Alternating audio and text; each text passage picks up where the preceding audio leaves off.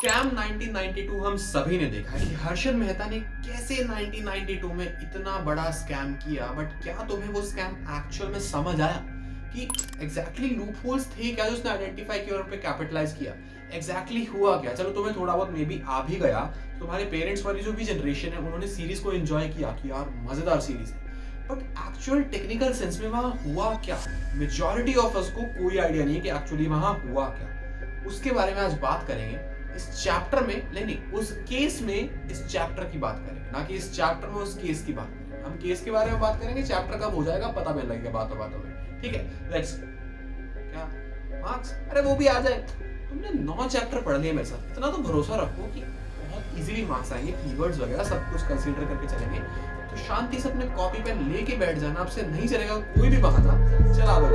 Edu captain के साथ अपने सपने साकार करे, बोर्ड्स हो या सीयूईटी हम आपके साथ चले, स्टेप बाय स्टेप हम आपको करे गाइड, टॉपर्स की गिनती में आप अपने नाम रहे, मजा भी पढ़ाई भी ये बोर्ड बूस्टर, कोई वजह नहीं भाई से ना नो तू कर, तुम भी टॉप कर विद एडू कैप्टन है, ये मजा भी पढ़ाई भी ये बोर्ड बूस्टर, तुम भी टॉप कर विद एडू कैप्टन, तुम भी। देखो, सबसे पहले बेसिक सी इकोनॉमी का फ्रेमवर्क समझो। होता क्या है कि एक तरफ है बिजनेसेस, एक तरफ है हाउस होल्ड्स। ठीक है, हाउस होल्ड के पास जो पैसा है वो जाता है बिजनेस के पास, और बिजनेस उसको कुछ दे देता है, सामान, नीड्स पूरी हो रही है। At the same time house hold के पास जो एलिमेंट्स ऑफ लेबर कह लो या कैपिटल कह लो या एंटरप्रेन्योरशिप कह लो, कुछ भी है, वो जाते हैं बिजनेसेस के पास एंड वहां से आ जाते हैं उनके रिटर्न्स। ठीक है, एंटरप्रेन्योरशिप के बदले प्रॉफिट, लैंड के बदले रेंट, लेबर के बदले में वेजेस एंड ये सब चीजें जो हमने पढ़ी थी बेसिक, जहां से पैसे कमाए जा सकते हैं। तो ये सिस्टम चलता है, लेकिन इन सब के बाद, इस बैलेंस के बाद हाउस होल्ड्स के पास कुछ सरप्लस बच जाता है और इस पूरी पाइप में से लीकेज होने लग जाती है। इकोनॉमी में लीकेज टर्म तब बोला जाता है जब लोग बहुत ज्यादा सेविंग्स कर रहे हैं।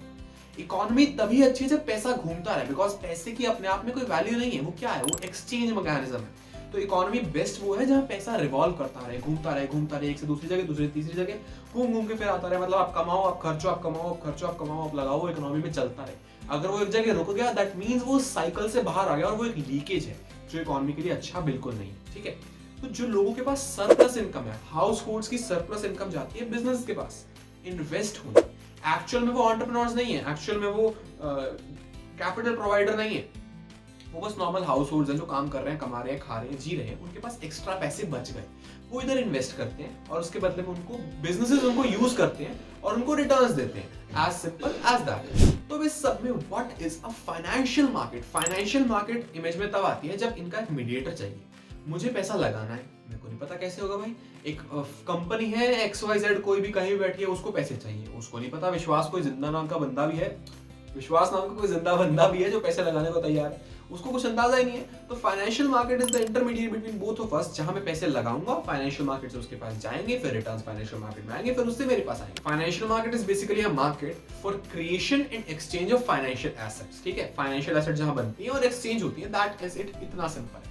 स्टॉक मार्केट का नाम सुना है, शेयर्स खरीदना बेचना, इतना बेसिक, थोड़ा लेमैन वाला तो पता ही है ना। तो उसके आगे आगे बढ़ते हैं, धीरे धीरे समझते हैं कि होता क्या है, होता कैसे है। बेसिकली हमारा मेन पर्पस है, फाइनेंशियल मार्केट का मेन पर्पस है, पैसा कहीं रुके ना, लीकेज ना हो जाए, इकोनॉमी में रिवॉल्व करता रहे, लिक्विडिटी हो, प्राइस बने रहे उसका। ठीक है, समझो इस चीज को। अब बढ़ते थोड़ा आगे। फाइनेंशियल मार्केट के दो major types, money market and capital market. Money market और कैपिटल मार्केट, ध्यान से सुनना, बड़े ध्यान से, कि ये होता क्या है। मनी मार्केट वो होती है, मनी मार्केट जहां पे तुम 1 साल या 1 साल से कम के लिए पैसा लगाते हो, और कैपिटल मार्केट वो होती है जहां लंबे टाइम के लिए पैसा लगता है। हमने फाइनेंशियल मार्केट समझा जहां लोग पैसा लगा रहे हैं, इन्वेस्ट कर रहे हैं, जो बिजनेसेस हैं जिनको पैसे चाहिए वो उस पैसे का यूज कर रहे हैं। क्योंकि एट द एंड पैसा क्या है, पैसा रिवॉल्व होने के लिए बना है, पैसा कहीं बच के अलमारियों में पड़ा रहने के लिए नहीं बना। ठीक है, तो पैसे को रिवॉल्व करने के लिए मैं इन्वेस्ट करूंगा। अगर I am investing it for less than 1 year, ऐसी जगह पे जहां 1 साल से ज्यादा आप कर ही नहीं सकते, वो मनी मार्केट है। ऐसी जगह जहां कोई लिमिट नहीं है, वो कैपिटल मार्केट। समझ गए? हाँ जी, तो देखो, मनी मार्केट का जितना हमारे सिलेबस में है उसके हिसाब से अगर हम बात करें तो मेजर जो प्लेयर्स है वो है RBI, non banking finance companies और बड़े बड़े कॉर्पोरेट जो अपने फाइनेंसेस को लेके स्टेबल है। देखो, हम इसके इंस्ट्रूमेंट्स पे आते हैं। मेजर 5 इंस्ट्रूमेंट्स है। इसकी केस स्टडी में तुमसे बताया जाएगा कि देखो ऐसे ऐसे इसके फीचर्स हैं, ये इंस्ट्रूमेंट में हमें इन्वेस्ट करने का मौका मिल रहा है, बताओ ये कौन सा इंस्ट्रूमेंट है। Number 1 is commercial paper and number 2 is treasury bill. ये दोनों चीजें एग्जैक्टली सेम।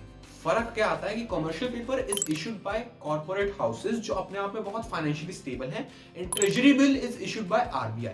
अब फर्क सुनो, चीजें सुनो, होती क्या है। ये एक प्रॉमिसरी नोट होता है। ये बहुत अच्छे डिटेल्ड कीवर्ड्स इनको तुम्हें बहुत ध्यान से लिख लेना है, इन्हीं से आइडेंटिफाई होगा।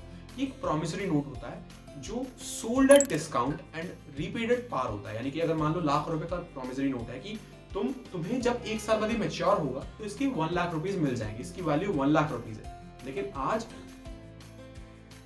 लेकिन आज you can purchase it for 90,000, 92,000, 94,000, 6, 8, 10% के डिस्काउंट पे तुम खरीद लो एंड ये पार पे रिडीम हो जाएगा। ठीक है, ये sold at discount redeemed at par होता है। ये एक प्रॉमिसरी नोट होता है, नॉन नेगोशिएबल होता है। ये इसमें कोई ऐसे मोल भाव नहीं चलता होता, जो है वो एग्जैक्ट है। ठीक है, एंड ये जो है अपना जो कमर्शियल पेपर है वो कॉर्पोरेट हाउसेज इशू करते हैं और ट्रेजरी बिल आरबीआई इशू करता है। लेस देन 1 ईयर का इनका मैच्योरिटी पीरियड होता है। बहुत बेसिक से फीचर है, तो तुम्हें ध्यान रखते हैं। एंड सबसे बड़ी बात, जो ट्रेजरी बिल है आरबीआई वाला, इसको टी बिल भी बोलते हैं, एंड ये 25,000 और उसके मल्टीपल्स में होता है। 25,000, 50,000, 70,000, 1 लाख, 1,25,000 ये ऐसे इन्वेस्ट होता है। बाकी उसकी कमर्शियल पेपर की कोई ऐसे फिक्स्ड वो अमाउंट नहीं है। Commercial paper are generally issued to cover the working capital requirements of the firm. की शॉर्ट टर्म नीड है कंपनी की, वर्किंग कैपिटल चाहिए तो कमर्शियल पेपर इशू कर देते हैं भाई। लोगों से पैसा आ जाएगा, काम पूरा हो जाएगा, सालों को पैसा दे देंगे।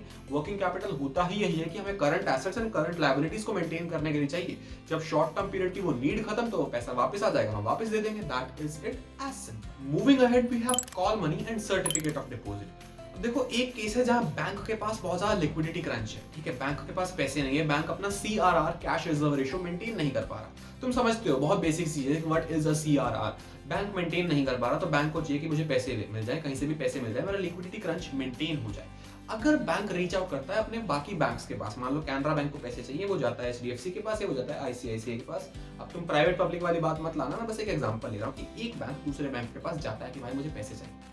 ठीक है, अब उसकी लिमिट होती है 1 दिन से 15 दिन। बैंक कहता है दे दूंगा, पर 15 दिन के अंदर मुझे वापस चाहिए, कुछ मर्जी कर, तेरी टेंशन है। वो जो ट्रेड पीरियड है वो ही अप टू 15 दिन का होता है, मैक्सिमम 15 दिन। पैसे मिल जाएंगे एंड उन पे जो इंटरेस्ट रेट होता है that is called call rate, और इंस्ट्रूमेंट को बोलते हैं कॉल मनी। ठीक है, कॉल मनी, कॉल रेट बहुत इंस्टेंट होता है। ये पैसे चाहिए with in like ours transfer हो जाएगा, बहुत फास्ट एंड क्विक होता है। बट इसका नुकसान ये है कि इसका जो इंटरेस्ट रेट है दैट इज हाईली वॉलेटाइल, बहुत ज्यादा बदलता रहता है, बहुत ज्यादा फ्लक्चुएट होता रहता है। ठीक है, अब इसी सिचुएशन में अगर कोई बैंक है, उसको 15 दिन से ज्यादा के लिए चाहिए एंड वो फ्लक्चुएटिंग इंटरेस्ट रेट को नहीं झेल सकता, तो वो इशू करता है सर्टिफिकेट ऑफ डिपॉजिट, जहां उसकी अगेन लिक्विडिटी क्रंच की रिक्वायरमेंट पूरी होती है। ये भी एक बेयरर फॉर्म में सर्टिफिकेट होता है जो एक नॉर्मल यूजर को, यूजर नहीं कहेंगे, एक नॉर्मल इशूअर को जो बैंक में पैसे डाल के गया है, बैंक को पैसे दे के गया है, उसको एक सर्टिफिकेट मिल जाएगा that yes I have invested x amount in this bank for this period and I will get this % interest. That's it, simple. मतलब बड़ी बेसिक सी चीजें हैं, थोड़ा सा टेक्निकलिटीज में घुमा रखा है। And at last we have commercial bill. Commercial bill क्या होता है? जनरली जब हम एक चीज किसी को उधार पे बेचते हैं तो वो जबान की बात होगी, उधार। लेकिन तुमने 11th में पढ़ा था bill receivable and bill payable. ठीक है, कि एक रिटन फॉर्मेट में एक प्रॉपर लीगल अथॉरिटी होगी कि हाँ ये बिल रिसीवेबल है और ये बिल पेबल है। जब मुझे है कि ये बिल रिसीवेबल मुझे 90 दिन बाद है, ठीक है, मैंने किसी XYZ फर्म से कुछ खरीदा and now this amount is, मैंने किसी XYZ फर्म को कुछ बेचा, आई एम रियली सॉरी, मैंने किसी XYZ फर्म को कुछ बेचा and now I will have to receive this amount after 90 days. मैं जाऊंगा बैंक में, मैं डिस्काउंट करवा लूंगा, जो भी डिस्काउंटिंग रेट है मैं पे कर दूंगा। अब वो बैंक की टेंशन है कि वो उस बंदे से 90 दिन बाद पैसे ले ले। नाउ दैट ट्रेड रिसीवेबल और trade payable becomes a commercial bill. ठीक है, अब वो ट्रेड बिल नहीं रहा, वो कमर्शियल बिल बन गया। पहले वो हमारे बीच था, वो ट्रेड बिल था, जब बैंक के पास आ गया तो कमर्शियल बिल बन गया। सिंपलेस्ट फॉर्म में अगर मैं बताऊं तो वो जो एक डॉक्यूमेंट है, एक लीगल अथॉरिटेटिव चीज है, जहां पे एक बंदे ने एक प्रॉमिस किया होगा पैसे दूंगा एंड वो बैक्ड बाय लॉ है, वो कमर्शियल पेपर बना, कमर्शियल बिल बन गया। ठीक है, कमर्शियल पेपर अलग होता है, कंफ्यूज मत करना, बहुत सिंपल था। आगे बढ़ो। हाँ जी, मनी मार्केट हो चुका है, अब आगे हम कैपिटल मार्केट। कैपिटल मार्केट वो मार्केट है जहां मीडियम टर्म सिक्योरिटीज और लॉन्ग टर्म सिक्योरिटीज ट्रेड हो रही हैं, that is more than 1 year, more than 5 year, up to 10 year, 20 year, जो भी है, या किसी का कोई पीरियड ही डिफाइंड नहीं है, वो भी कैपिटल मार्केट में काउंट होगा। मान लो मैं आज एक कंपनी का शेयर खरीदता हूँ, I have the authority to decide कि मैं उसको 20 साल तक रखूँ या 2 दिन तक रखूँ। अब वो कैपिटल मार्केट में काउंट होगा, चाहे मैं उसको 10 दिन में बेच दूँ, वो मनी मार्केट में काउंट नहीं होगा। मनी मार्केट में वही आएगा जो लेस देन 1 ईयर का डिफाइंड टारगेट है। ठीक है, समझ चुके। अब मार्केट बेसिकली वो जगह है जहां पे एक्सचेंज हो सके भाई। ठीक है, फाइनेंशियल सिक्योरिटीज का, फाइनेंशियल एसेट्स का एक्सचेंज हो सके। बहुत सिंपल सी, बहुत बेसिक सी बात है। अब जब बात आ चुकी है यहाँ पे कैपिटल मार्केट की, कैपिटल मार्केट के अंदर भी 2 टाइप्स है, एक प्राइमरी, एक सेकेंडरी। प्राइमरी वो जहाँ क्रिएशन है और सेकेंडरी वो जहाँ एक्सचेंज है। मनी मार्केट मतलब देखो, फाइनेंशियल मार्केट नीचे, एक मनी मार्केट जहाँ लेस देन 1 ईयर। उसके नीचे दूसरा कैपिटल मार्केट जहां मोर देन 1 ईयर, उसके नीचे एक प्राइमरी मार्केट जहां वो चीज पहली बार इशू हो रही है, देन एक सेकेंडरी मार्केट जहां वो इशू होने के बाद ट्रेड हो रही है, सेल परचेज हो रही है, एक्सचेंज हो रही है। ठीक है, समझ गए। इसकी डेफिनेशंस वगैरह ज्यादा कंफ्यूज होने की जरूरत नहीं है, जितनी सिंपल भाषा में मैंने बताया वैसे ही लिख देना, बस कुछ छोटे छोटे कीवर्ड्स है वो ध्यान रखना। सबसे मेजर जो कीवर्ड आता है that is arranging funds. Arranging funds हर जगह मिलेगा, अरेंजिंग फंड्स बहुत बेसिक सी चीज है कि जब भी तुम एक कंपनी को, एक इन्वेस्टमेंट नीडिंग कंपनी को फंड्स लाके दे रहे हो, उसके लिए अरेंज कर रहे हो, वो मार्केट का काम होता है। ठीक है, अब प्राइमरी मार्केट जो है वो अरेंज कर रही है, वो फ्रेश रेज कर रही है, वो न्यू इशू कर रही है, चाहे वो डिवेंचर्स की फॉर्म में हो, चाहे वो शेयर्स की फॉर्म में हो, चाहे प्रेफरेंस शेयर हो, इक्विटी शेयर हो, कुछ भी हो, वो रेज कर रही है फंड्स, वो अरेंज कर रही है। एंड सेकेंडरी मार्केट उन्हीं का ट्रेड करवा रही है, एक सही प्राइस मेंटेन कर रही है मार्केट में, कंपनी को भी इससे इंपैक्ट हो रहा है, इन्वेस्टर्स को भी इंपैक्ट हो रहा है। तो बेसिक सी बात ये है यार कि रेजिंग फंड्स, डिवेंचर्स, शेयर्स, बहुत बेसिक सी टर्म्स है, तुम याद रख सकते हो, तुम लिख सकते हो। वहीं अगर डेफिनेशन की बात है तो primary market is the market which is the new issue market where the securities are issued for the first time, and capital market is the market where securities ranging from 1 year to 20 year or more than that are traded considering medium and long term securities, arranging funds for the companies needing expansion or raising capital or anything like that. That is it. इतना simple है। अब जब हम ये देख चुके हैं तो एक और मार्केट बचती है, that is secondary market. Secondary market, share market, stock market, ये सुना है ना, बस ये होता है सेकेंडरी मार्केट। यार ये चैप्टर इतना बोरिंग क्यों है? बिल्कुल है, मैं डिनाई नहीं करूंगा, ये है बोरिंग, थोड़ी सी ऐसे चीज है, बट यहाँ आके जब सेकेंडरी मार्केट की बात आ गई, ये वो मार्केट है जो हमने सुनी है, समझी है, लेमैन की भाषा में पता है, जिसका हमें अंदाजा तो है एटलीस्ट कि जहाँ शेयर खरीदे जाते हैं, बेचे जाते हैं, लोग बेचते हैं, लोग खरीदते हैं, आपस में प्राइस ऊपर नीचे होता है। सेकेंडरी मार्केट वो मार्केट होती है भैया जहां पे प्राइस सेट होता है डिमांड सप्लाई के बिहाफ पे, एंड लोग ही शेयर्स बेचते हैं, लोग ही शेयर्स खरीदते हैं और कंपनी को पैसे मिल चुके हैं। कंपनी ने जब पहली बार इशू किया, प्राइमरी मार्केट का काम था, कंपनी को पैसा मिल गया, अब 100 बंदों ने खरीदा, वो आगे 200 को बेचे, वो आगे फिर वापस 50 को बेचे, वो उनकी टेंशन आपस में लगे रहे, पैसे लेते देते रहे, कंपनी को पैसे मिल चुके। ठीक है, ये होती है बात मेजर। ओके, तो बेसिक आप समझ चुके हैं। सेकेंडरी मार्केट की एक बहुत प्यारी डेफिनेशन है, 1956 में एक एक्ट आया था, सिक्योरिटीज कॉन्ट्रैक्ट एक्ट। उसके अंदर कहा गया था any body of individuals weather incorporated और नॉट, यानी कि कोई भी बंदा हो या ग्रुप ऑफ इंडिविजुअल्स हो, चाहे रजिस्टर्ड है चाहे नहीं है, helping यानी कि assisting, regulating and maintaining the process of buying and selling of securities is called stock exchange or it's called secondary market. Secondary market बस वो है, चाहे कोई बंदा है, चाहे ग्रुप ऑफ इंडिविजुअल्स है, चाहे रेगुलेटेड है, चाहे नहीं है रेगुलेटेड। वो 1956 में कहा गया था कि वो लोग जो पूरा प्रोसेस को सीमलेस बना रहे हैं, उसमें हेल्प कर रहे हैं, उसको रेगुलेट कर रहे हैं, उसको मेंटेन कर रहे हैं, प्राइस वगैरह सेट करवा रहे हैं, वो होती है स्टॉक एक्सचेंज।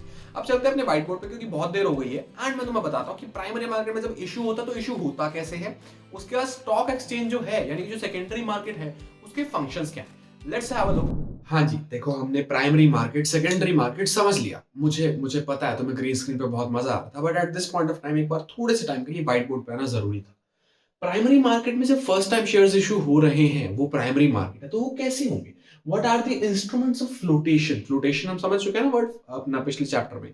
फ्लोटेशन कॉस्ट होता है जब शेयर रेज कर कैपिटल रेज करने की कॉस्ट आती है, तो कैपिटल रेज करने के प्रोसेस को फ्लोटेशन बोलते हैं।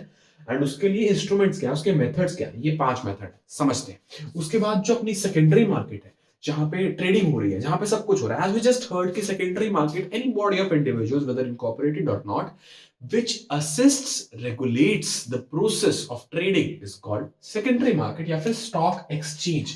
stock exchange अपने इंडिया में कौन कौन से है भाई? एक है NSE नेशनल स्टॉक एक्सचेंज और एक है BSE बॉम्बे स्टॉक एक्सचेंज।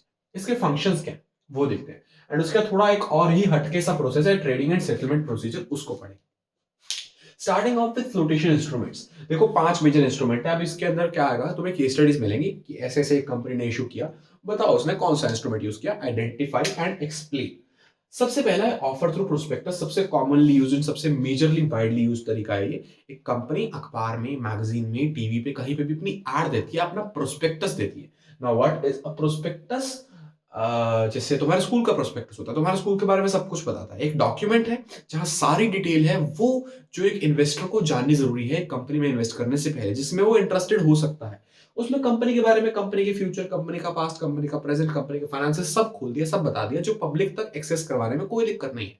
ये देख, और तू कंपनी की सिचुएशन देख के इन्वेस्ट करना चाहता है तो कर दे भाई। कंपनी ओपनली लोगों को इन्वाइट करती है, this is offer through prospectus. Offer for sale क्या होता है कि कंपनी लोगों को इन्वाइट करती है बट वाया इंटरमीडिएरीज।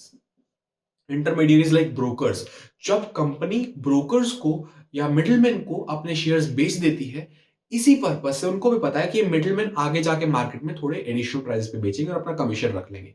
ये होता है ऑफर फॉर सेल। जब कंपनी को पता है कि हम फर्स्ट हैंड पे कस्टमर से यानी कि पब्लिक से इंटरेक्ट करके इतना प्रेशर नहीं लेना चाहते, इतनी टेंशन नहीं लेना चाहते, तो हम डायरेक्टली ब्रोकर्स के पास जाएंगे, उनको देंगे और वो आगे बेच देंगे। उसके बाद होता है प्राइवेट प्लेसमेंट। ये थोड़ा सा अलग है बट सिमिलर भी है।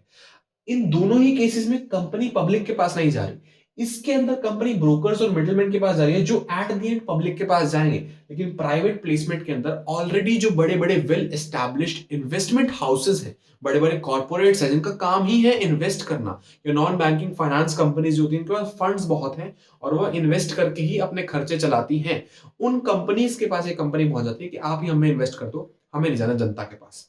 पहले केस में वो जनता के पास जा रहे हैं, दूसरे और तीसरे केस में जनता के पास नहीं जा रहे, बट दूसरे केस में एक स्टेप से होके जनता इन्वेस्ट कर रही है, लेकिन तीसरे केस में कंपनीज बड़े बड़े कॉर्पोरेट हाउसेस ही इन्वेस्ट कर रहे हैं, जनता नहीं कर रही। चौथा केस है, अब जरूरी नहीं है ना कि कंपनी पहली बार ही इशू शेयर कर रही हो सकता है कंपनी ने पहले 1 लाख शेयर इशू कर रखे हैं, after 5 years of its working company को और 10,000 शेयर इशू करने हैं।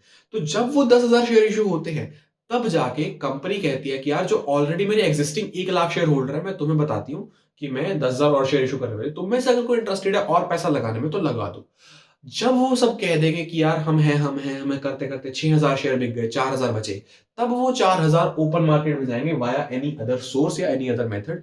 डायरेक्टली ऐसा नहीं होता। सबसे पहले जो एग्जिस्टिंग शेयर होल्डर है उनको प्रेफरेंस दी जाती है कि तुम्हें और इन्वेस्ट करना तो कर लो। इसको बोलते हैं राइट्स इशू। ठीक है, अब तुम्हें केस स्टडी में कहता है कि ऐसा कौन सा इंस्ट्रूमेंट है जो सिर्फ और सिर्फ उस कंपनी में यूज होता है जो ऑलरेडी एस्टैब्लिश्ड है। वो ये इंस्ट्रूमेंट है, क्योंकि बाकी सारे इंस्ट्रूमेंट्स कोई भी कंपनी यूज कर सकती है, लेकिन ये इंस्ट्रूमेंट एक नई कंपनी इशू नहीं कर सकती, नई कंपनी यूज नहीं कर सकती, क्योंकि उसके पास एग्जिस्टिंग शेयर होल्डर नहीं है। As simple. ईआईपीओ। आईपीओ होता है इनिशियल पब्लिक ऑफर। ठीक है, ई मतलब इलेक्ट्रॉनिक। आज की डेट में सब कुछ ऑनलाइन इलेक्ट्रॉनिक है, तो जब एक कंपनी ऑनलाइन आके सेबी की गाइडलाइंस को मान के स्टॉक एक्सचेंजेस से कोलैबोरेट करके उनके सबके टच में आके DP broker and all everything. अब क्या समझ नहीं आया तो मैं यहां बताऊंगा, शांति रखो। ठीक है, जब एक कंपनी अपने आईपीओ इशू करती है कि पूरे देश को पता है कि ये कंपनी अपना आईपीओ निकाल रही है, जैसे एज ऑफ नाउ मामाअर्थ ने अपना आईपीओ निकाला, अभी कुछ टाइम पहले पेटीएम ने, जोमैटो ने अपना आईपीओ निकाला, कि अब नॉर्मल इंसान जाके उस कंपनी में इन्वेस्ट कर दे। एंड वो फर्स्ट टाइम जब कैपिटल रेज कर रहे हैं, first time IPO, that is initial public offering. ठीक है, ये इकलौता ऐसा मेथड है जो सिर्फ नई कंपनी यूज कर सकती है, ये इकलौता ऐसा मेथड है जो सिर्फ एस्टैब्लिश्ड कंपनी यूज कर सकती है, और ये तीनों कोई भी यूज कर सकता है। मूविंग अहेड, स्टॉक एक्सचेंज के फंक्शंस क्या होते हैं? एनएससी बीएससी दो एग्जांपल क्या, दो ही हैं अपने देश में। ठीक है, सबसे पहला है प्रोवाइडिंग लिक्विडिटी एंड मार्केटेबिलिटी। जितनी भी सिक्योरिटीज एग्जिस्ट करती है मार्केट में, उनको लोग इजीली खरीद पाए, इजीली बेच पाए, उनके लिए एक मार्केट स्पेस हो, ये इसका पहला फंक्शन है। बहुत इजी फंक्शन है, सुनते जाओ ध्यान से, बस नो ब्रेनर्स है सबके। प्राइसिंग ऑफ सिक्योरिटीज मतलब डिमांड एंड सप्लाई की जो फोर्सेज है मार्केट में, वो एक कंप्यूटर पे डिस्प्ले हो एंड वो मिलके सिक्योरिटीज का प्राइस डिसाइड कर दे, जिसपे वो बिक रही है, जिसपे वो खरीदी जा रही है। Demand and supply is the word, याद रखना। ठीक है, उसके बाद सेफ्टी ऑफ ट्रांजैक्शन। अभी हमने पढ़ा कि स्टॉक एक्सचेंज क्या होता है, वो असिस्ट करे, वो रेगुलेट करे सेफ्टी ऑफ ट्रांजैक्शन, कहीं कोई फ्रॉड ना हो, कहीं किसी का कुछ गलत ना हो, जो बंदा जिस इंटेंट से जो जितना जहां जैसे जैसे रेट पे बेचने आया है उतना ही बिके, कहीं ओवर कमीशन चार्ज ना हो, कहीं कुछ उसमें रिस्क ना हो, बहुत इजीली एंड सेफ तरीके से ट्रांजैक्शन कंप्लीट हो जाए। Contributes to economic growth. कैसे भैया? जब लोगों का पैसा सही जगह पे सेविंग्स से हटके इन्वेस्टमेंट में आएगा, एक कंपनी से डिसइन्वेस्ट होकर दूसरी कंपनी में जाएगा, जब पूरे देश का स्पेयर फंड कंपनी की और कंट्री के इकोनॉमी के और कंपनीज में इन्वेस्ट होगा, तब जाके एक कंट्री की इकोनॉमी की ग्रोथ होगी, क्योंकि पैसा सही जगह पे लग रहा है एंड वो फंड्स ड्राइव कर रहे हैं। तो इकोनॉमिक ग्रोथ के लिए स्टॉक एक्सचेंज बहुत जरूरी है, ताकि लोग जब चाहे डिसइन्वेस्ट करके री इन्वेस्ट कर सके, उनको मौका मिले। Spreading of equity cult. Cult क्या होता है भाई? कल्ट, ठीक है, पता है तुम्हें ऑब्वियसली, मैं जिसको नहीं पता ये मान लो कि एक ग्रुप, ठीक है, ग्रुप जो किस चीज में बहुत स्ट्रांगली फर्मली बिलीव करता है। इक्विटी कल्ट मतलब वो लोग जो इन्वेस्टमेंट को और इक्विटी को और ट्रेडिंग को बहुत पॉजिटिव नजर से देखते हैं। हमारे घरों में आज तक ये चीज होती है कि स्टॉक मार्केट जुआ है, स्टॉक मार्केट बहुत रिस्की है। नो डाउट रिस्की है अगर तुम अनइन्फॉर्म्ड तरीके से जाओगे, अगर तुम अनएजुकेटेड होकर जाओगे, लेकिन एक कंपनी में लॉन्ग टर्म के लिए इन्वेस्ट करना इज नॉट रिस्की। अगर तुम वेल इन्फॉर्म्ड हो एंड तुम सोच समझ के इन्वेस्ट कर रहे हो, तुम बस अपना पैसा अपने घर की अलमारी में रखने से अच्छा यूज कर रहे हो, देश के लिए भी और खुद के लिए भी। तो इक्विटी कल्ट का बढ़ाना, लोगों को एजुकेट करना, लोगों को बताना क्या रिस्की है क्या रिस्की नहीं है, ये काम भी होता है स्टॉक एक्सचेंज का। along with that providing a scope for speculation. एक हेल्दी लिमिट्स में एक इकोनॉमी के लिए स्पेकुलेशन बहुत जरूरी है ताकि वो हो, एंड एक हेल्दी लिमिट में in a controlled manner, in a legal manner, जब वो होगी तब इकोनॉमी और अच्छे से ग्रो करेगी, तो स्कोप फॉर स्पेकुलेशन भी देता है। नाउ कम्स सबसे बड़ी चीज, ट्रेडिंग एंड सेटलमेंट प्रोसीजर। ये 5 स्टेप का प्रोसीजर है, ठीक है, इसको बड़े ही ध्यान से सुनना, एंड बहुत सी नई टर्म्स आएंगी, लिखते जाना ध्यान से, शांति से। Number 1 is find a broker. जब भी तुम्हें कुछ ट्रेड करना है, सेटल करना है, अब यहाँ पे चीजें थोड़ी सी अजीब अजीब लगेंगी क्योंकि आज कुछ अलग होता है, पुराने टाइम में कुछ अलग है, बट बेस ये है। और हम तो हर्षद मेहता की बात कर रहे हैं, हम तो स्कैम 1992 की बात कर रहे हैं, तो बेस समझ के लो। सबसे पहले आप एक ब्रोकर ढूंढोगे। ब्रोकर कौन होता है? ब्रोकर वो इंसान है जो सेबी से अथॉरिटी लेके आया कि हाँ भाई मैं ट्रेड करवा सकता हूँ। ब्रोकर एक बंदा भी हो सकता है, ब्रोकर एक कंपनी भी हो सकती है, ठीक है। आज की डेट में ऑनलाइन बहुत से ब्रोकर्स हैं, तुम चाहो तो ऑफलाइन भी ब्रोकर्स तुम्हें मिल जाएंगे। ब्रोकर वो मिडल मैन है जो तुम्हारा और कंपनी का ट्रेड करवा देगा, चाहे तुम्हें शेयर खरीदना है, चाहे तुम्हें शेयर बेचने है। ब्रोकर ढूंढो सबसे पहले। एक ब्रोकर को अपने आधार कार्ड, अपना पैन कार्ड, अपनी आईडी प्रूफ, ठीक है, अपने एज प्रूफ, अपना इनकम प्रूफ, ये सब कुछ दो। एक अपना अकाउंट सेटअप करवाओ, account, that is our second step. एक तुमने ब्रोकर ढूंढ लिया, एक बंदा ढूंढ लिया भरोसे वाला जो तुम्हारा सारा काम करवा दे, because you can not do it on your own. चाहे तुम जितने मर्जी समझदार हो, जब तक तुम ब्रोकर नहीं हो, जब तक तुम्हारे पास वो सर्टिफाइड लाइसेंस नहीं है, तुम नहीं कर सकते। अगर तुम सब कुछ पता है तो तुम ऑनलाइन घर बैठे बैठे बहुत से एप्स, बहुत सी वेबसाइट्स के थ्रू कर सकते हो, बट वो एप्स और वेबसाइट्स उस केस में ब्रोकर है। एक मिडिलमैन होना जरूरी है, ठीक है। अब बारी आती है डीमैट अकाउंट खुलाओ। Now what is a demat account? डीमैट की फुल फॉर्म है डीमैटेरियलाइजेशन। ये what is this? This is a normal wallet. हाँ, दिस इज नॉर्मल वॉलेट जहां पे हम कैश रखते हैं एंड अपने इंपॉर्टेंट डॉक्यूमेंट्स रखते हैं। ये एक चीज है, एक जगह है जहां पे मैं अपना कैश रख सकता हूं। मेरा बैंक अकाउंट क्या है? वो एक अकाउंट है जहां पे मेरी मनी स्टोर्ड है। अब वो फिजिकल फॉर्म में नोट पड़ा या नहीं पड़ा, बट मेरे बैंक अकाउंट में वो नंबर है, दैट मींस मेरे पैसे वहां हैं। डीमेटीरियलाइजेशन मतलब मेटीरियल फॉर्म में स्टोर्ड नहीं है तुम्हारे शेयर। जिस भी कंपनी में तुमने इन्वेस्ट किया ना, वो शेयर तुम्हारे हो गए, तुमने इन्वेस्ट किया, तुमने पैसा लगाया, तुम्हें शेयर मिल गए, बट वो शेयर क्या है? इज इट समथिंग टैंजिबल जिसको मैं टच कर सकूं, फील कर सकूं, जिसका कोई वेट हो, जिसकी कोई एग्जिस्टेंस हो? नहीं, बस वो एक शेयर है, वो मेरी बिलोंगिंग है, मेरा हक है और मेरी एसेट है, मैंने इन्वेस्ट कर दिया। Demat account is a account जो कि तुम्हारी डीमेटीरियलाइज्ड बिलोंगिंग्स को, एसेट्स को होल्ड करेगा। जितने भी शेयर्स में तुमने इन्वेस्ट किया, वो शेयर्स तुम्हारे किसी अकाउंट में रिफ्लेक्ट तो हो। मेरे बैंक अकाउंट में मेरी मनी रिफ्लेक्ट होती है, कितनी सेविंग्स है, ठीक है, मेरे पैसे कितने हैं। डीमैट अकाउंट में मेरे शेयर्स रिफ्लेक्ट होंगे, एज सिंपल। तो सबसे पहले एक ब्रोकर ढूंढो और एक डीमैट अकाउंट खुलाओ। अब बारी आती है कि मुझे भैया ट्रेडिंग और सेटलमेंट करनी है, मुझे कुछ खरीदना या बेचना है। ट्रेडिंग का मतलब मुझे या तो किसी कंपनी के शेयर खरीदने हैं या किसी कंपनी के शेयर बेचने हैं। सबसे तीसरा स्टेप, मतलब सबसे पहला तो क्या, तीसरा स्टेप, लेकिन पहले दो बेसिक स्टेप के बाद पहला स्टेप, प्लेसिंग द ऑर्डर। मैं जाऊंगा, मैं कहूंगा भाई मेरे को इस कंपनी के शेयर खरीदने हैं। लोग कहेगा देख अभी फिलहाल चल रहा है रेट 40 रुपए। मैं कहूंगा यार एक काम कर, मेरे को 500 शेयर खरीदने हैं और रेट जैसे ही 45 टच हो तब खरीद दियो। और रेट बहुत फ्लेक्सिबल फ्लक्चुएट होता रहता है, तो अगर रेट 46 से ऊपर चला जाए तो मत खरीदियो, अगर 45 से नीचे तो भी मत खरीदियो, 45 से 46 के बीच में मेरे को खरीद दियो जैसे ही देखो मौका लगे। क्योंकि सिस्टम्स भी पुराने होते थे, इतना एफिशिएंट भी नहीं होता सब कुछ, और इतना ऑन द स्पॉट भी नहीं होता था कि हम ऐसे क्लिक में खरीद पाए। तो मैंने उसको कहा कि 45 से 46 के बीच में खरीद दियो 500 शेयर इस कंपनी के। उसने कहा ठीक है, बट ये सारी बातें वर्बली थोड़ी होती हैं, कल को वो मुकर जाए या मैं मुकर जाऊं तो क्या होगा? तो इन सब बातों के लिए एक इशू होती है ओसीएस, ऑर्डर कंफर्मेशन स्लिप। ये ओसीएस इशू कौन करता है? Stock exchange. जैसे ही मैंने ब्रोकर को कहा कि भाई ऐसे ऐसे है, ये मेरी रिक्वायरमेंट है, this is what I need, तो स्टॉक एक्सचेंज तक वो इंफॉर्मेशन पहुंच गई ब्रोकर के थ्रू। स्टॉक एक्सचेंज ने एक ऑर्डर कंफर्मेशन स्लिप इशू करी ब्रोकर को, और ब्रोकर दे देगा वो इन्वेस्टर को, विच इज अ प्रूफ कि हाँ भाई ऐसे ऐसे बात हुई है एंड ये पूछा गया। अब ये एक डिमांड रेज हो गई है, पूरे सिस्टम में ये रिफ्लेक्ट हो गया कि एक बंदा है जो 500 शेयर खरीदना चाहता है इस प्राइस मनी पे। ये डिमांड है, एंड ये डिमांड और सप्लाई भी है, लोग बेच भी रहे हैं। वो जहां मैच करेंगे जो रेट होगा, फिर जितना बिक जाएगा वो और रेट फ्लक्चुएट होगा, एंड ऐसे मार्केट चलती थी पहले। आज की डेट में चीजें बहुत सुपर फास्ट है, आज की डेट में चीजें ऑनलाइन है, तुम्हें लाइफ टाइम ग्राफ दिख जाता है कि तुम किस पे बिड करना चाहते हो, कैसे क्या, और वो बहुत इजी और बहुत सीमलेस है। But at the base procedure ये तुम्हें यही लिख के आ रहा है ट्रेडिंग एंड सेटलमेंट प्रोसीजर के अंदर। Next step is execution of order. अब एक चीज और होती है depository. Now what is a depository?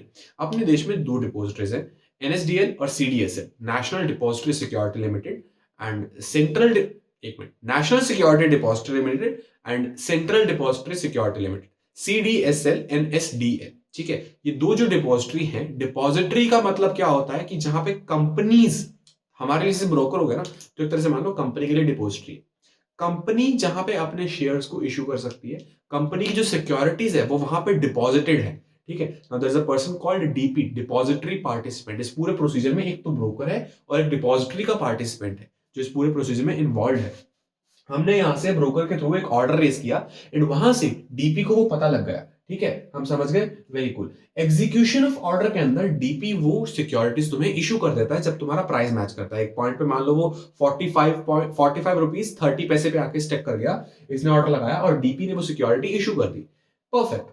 तब जाके एक टीसीएस मिलेगी, trade confirmation slip. Trade confirmation slip broker issue करता है, ठीक है। डीपी ने वहां से सिक्योरिटी कह दिया कि हाँ भाई डन है, कूल है, सॉर्टेड है, सीन डन हो गया, तेरा ट्रेड कंप्लीट है। तो ट्रेड कंफर्मेशन स्लिप ब्रोकर मुझे दे देगा, इन्वेस्टर को दे देगा कि भाई तेरा ट्रेड कंफर्म हो गया, इतने रुपए पे तेरे 500 शेयर रिलायंस कंपनी के मैंने खरीद दी, ठीक है, खुश, बढ़िया।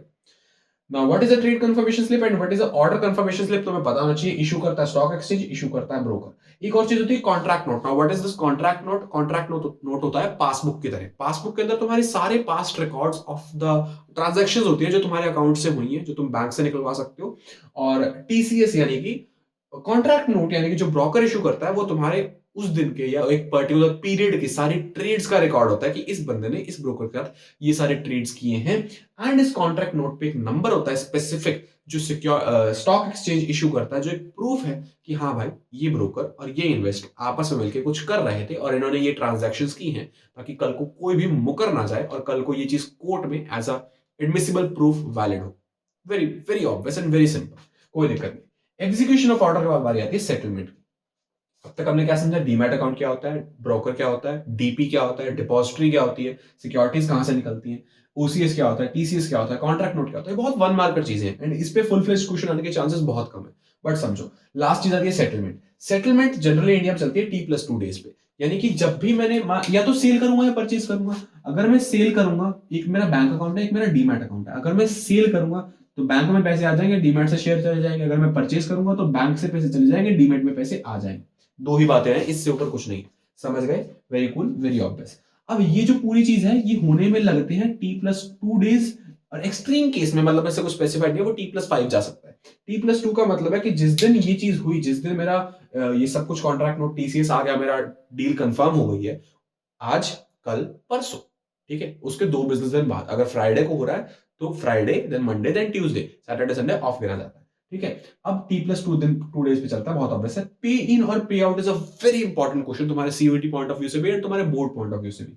अब इसको सबसे मेजर चीज ध्यान रखना है, कंपनी का पर्सपेक्टिव लेना है हमें। कंपनी का कह लो या डीपी का पर्सपेक्टिव कह लो, हमें एक तरफ तो है इन्वेस्टर और ब्रोकर, एक तरफ है कंपनी और डीपी, ठीक है। अब किसके पर्सपेक्टिव से पे इन, किसके पर्सपेक्टिव से डे आउट? कंपनी के पास या तो शेयर जाएगा या पैसा जाएगा। समझो इस बात की कि अगर मैंने शेयर खरीदा तो कंपनी के पास से शेयर गया, अगर मैंने शेयर बेचा तो कंपनी के पास से पैसा गया, एंड जो मैंने बेचा वो कंपनी के पास शेयर गया या पैसा गया। कंपनी एक चीज तो रिसीव करेगी और एक चीज उसके पास से जाएगी। कंपनी अगर पैसा रिसीव कर रही है, मेरे बैंक अकाउंट से अगर मनी डिडक्ट हुई है तो वो कंपनी के पास मनी ऐड हुई है, कंपनी पैसा रिसीव कर रही है, तो कंपनी जिस दिन पैसा रिसीव कर रही है वो उसके लिए पे इन डे है, ठीक है। एंड सेम केस में, अगर मेरे केस में मैंने मान लो अपने शेयर जो है वो खरीदे हैं, तो मेरे बैंक अकाउंट में शेयर प्लस हो, मेरे डीमैट अकाउंट में शेयर प्लस हुए, तो यानी कि कंपनी के पास से शेयर माइनस हुए। कंपनी ने जो दिया वो उसका पे आउट डे है। बहुत कंफ्यूज हो रहे हो तुम, आई नो दैट। इसको इतने सिंपल शब्दों में अगर मैं रखूं, कंपनी के पास से या तो पैसा जाएगा या शेयर जाएंगे, और या तो पैसा आएगा या शेयर आएंगे। जब भी कंपनी के पास कुछ आ रहा है, बीट पैसा या बीट शेयर, तो वो पे इन डे है। जब भी कंपनी के पास से कुछ जा रहा है तो वो पे आउट डे है। As simple as that. ये सारी कहानी अब तुमने समझ ली है। Let's move back to our green screens. Okay, तो 12th of April 1988 को सेबी आया। सेबी क्या है भाई? What is this SEBI, securities exchange board of India. ये एक बॉडी बनाई गई स्पेसिफिकली इस चीज के लिए जो स्टॉक एक्सचेंजेस को कंट्रोल कर सके। देखो, दो मेजर चीजें, insider trading and price rigging. अब इसका तो तुम्हें पता है स्कैम देख के, है ना, कि इनसाइडर ट्रेडिंग वो होती है जब एक कंपनी की अंदर की इंफॉर्मेशन लीक हो जाए एंड उसको देख के लोग इन्वेस्ट करना या नहीं करना उसका डिसीजन बना ले, एंड उससे बहुत शॉर्ट टर्म में बहुत अच्छी नॉलेज ना होते हुए भी एक बहुत मेजर प्रॉफिट ले जाए, जस्ट बिकॉज एक कंपनी की अंदर की इंफॉर्मेशन लीक हो गई थी। Insider trading which is illegal, obviously illegal, बिल्कुल गलत है। एंड दूसरा होता है प्राइस रेगिंग। एक कंपनी को अपने शेयर के प्राइस मार्केट में बढ़ाने हैं तो वो कंपनी खुद ही अपने बारे में एक अफवाह फैला देगी कि ऐसा ऐसा होने वाला है एंड हम ऐसा करने वाले हैं। तो लोगों को लगेगा यार ये ऐसा करेंगे तो कंपनी ग्रो हो जाएगी, तो मैं कंपनी के शेयर अभी खरीद लेता हूँ, कल को महंगे होंगे तो बेच दूंगा। सारे यही सोचेंगे तो डिमांड बढ़ेगी, सप्लाई लिमिटेड है तो कंपनी के शेयर का प्राइस आज ही बढ़ जाएगा। ठीक है, प्राइस रिगिंग कंपनी के बेनिफिट में और इनसाइडर ट्रेडिंग लोगों के बेनिफिट में अंदर से गलत तरीके से, दोनों चीजें बहुत गलत है। सेबी बनाया गया कि जो स्टॉक एक्सचेंजेस है वो ढंग से तसल्ली से काम करें। अगर मैं ऑब्जेक्टिव्स पे आऊं तो भैया बेसिक सी बात है कि सबका एक कोड ऑफ कंडक्ट हो, चाहे वो ब्रोकर्स हैं, चाहे वो इन्वेस्टर्स हैं, चाहे वो कंपनीज हैं, कोई रूल्स एंड रेगुलेशंस फॉलो हो, है ना। सेल परचेज में प्रॉपर उनको कोई स्मूथनेस आए, कोई सीमलेस प्रोसीजर हो, तरीका हो, कायदे से काम चले। ऐसे कोई ऐसा नहीं है कहीं भी कभी भी कुछ भी हो रहा है, तसल्ली से काम हो, कोई माल प्रैक्टिसेस ना हो, कहीं कोई गड़बड़ ना हो, इनसाइडर ट्रेडिंग ना हो, प्राइस रिगिंग ना हो। अलॉन्ग विद दैट जो प्राइसेस मेंटेन हो रहे हैं मार्केट में उसमें किसी का कोई भी अनफेयर प्रैक्टिसेस में हाथ ना हो, कहीं कोई सफर ना करे, ना इन्वेस्टर सफर करे, ना कंपनी सफर करे, ना ब्रोकर सफर करे, ना मीडिएटर सफर करे, ना स्टॉक एक्सचेंज सफर करे। बड़ा ही सिंपल सा चीज है, कुछ ज्यादा टेंशन वाली बात नहीं है। 1 नंबर या 3 नंबर में आ जाएगा एट मैक्स, बहुत सिंपल सी चीज है। एंड इसके फंक्शंस होते हैं, प्रोटेक्टिव फंक्शन होते हैं, रेगुलेटरी फंक्शन होते हैं एंड डेवलपमेंट फंक्शन होते हैं। बहुत बेसिक है, खत्म, चैप्टर समाप्त। इतना थोड़ा सा बोरिंग लग सकता है, थोड़ा सा लंबा बेमतलब खिंचा हुआ चैप्टर लग सकता है, थोड़ा सा टेक्निकल चैप्टर भी लग सकता है, but it is what it is. And 12 में से एक चैप्टर ऐसा आ गया तो क्या हुआ, ठीक है ना, देख लेंगे। छोटा सा सिंपल सा सरल सा चैप्टर था, निपट गया, खत्म हो गया। तो चलो, अगर तुम्हें इस चैप्टर में, मुझ में, मेरी बातों में, मेरे तरीके में या किसी भी चीज में कुछ भी इंटरेस्ट आया हो तो एडुकैप्टन के ऐप पे जाके एक बार फ्लैगशिप कोर्स जरूर चेक करना, बहुत मजा आएगा। Thank you so much. अब कॉपी में जो भी लिखा है उसको रिवाइज करो, पढ़ो, समझो एंड जैसे भी जो भी चीज है अगले चैप्टर के लिए सब्सक्राइब करो, इस वीडियो को शेयर करो एंड पुरानी वीडियोस में से किसी भी चैप्टर में कोई भी दिक्कत है तो जाके देखो, समझो। Thank you so much.